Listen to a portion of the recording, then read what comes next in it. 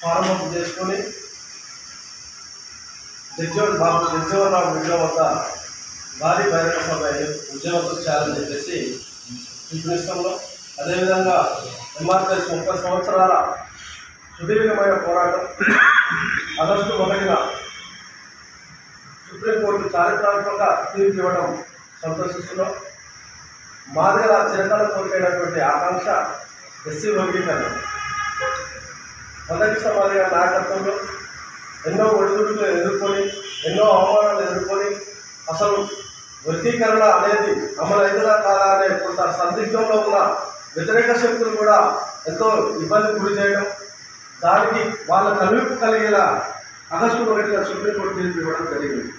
దాన్ని గౌరవశ్రీ మదకి సమాధి గారు ఢిల్లీలో ఉండి ప్రతి ఒక్కరిని సహకరించిన వ్యక్తులను కలుస్తూ, అదేవిధంగా రేపు 13న హైదరాబాద్కు వస్తున్న సందర్భంగా 3 రాష్ట్రాల పరిధిలో ఉన్నటువంటి ఎంఆర్పిఎస్ అనుబంధ సంఘాల నాయకులందరూ కూడా భారీ ఎత్తున తరలి రావాలని చెప్పి పిలుపునివ్వడం జరిగింది.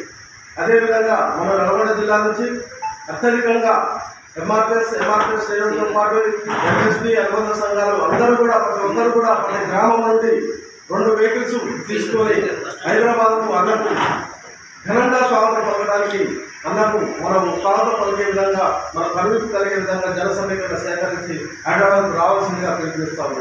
అంతేకాదు మన అధినాయకుడు దండోర దళపతి అన్న గౌరవశ్రీ మదకి సమాధి అభినవ్ అంబేద్కర్ మనం ఘనంగా స్వాగతం పలికితే అన్నగారు కూడా, ఎందుకంటే 30 సంవత్సరాల శ్రమ కష్టం ఎన్నో ఒడిదుడుకులు ఎదుర్కొని సాధించుకున్నది మన అన్నగారికి ఘనంగా స్వాగతం పలికే విధంగా మనందరూ కూడా తరలి వెళ్ళాలని చెప్పి నల్గొండ జిల్లా ఎంఆర్పిఎస్ సంఘాలకు పిలుపునిస్తాం.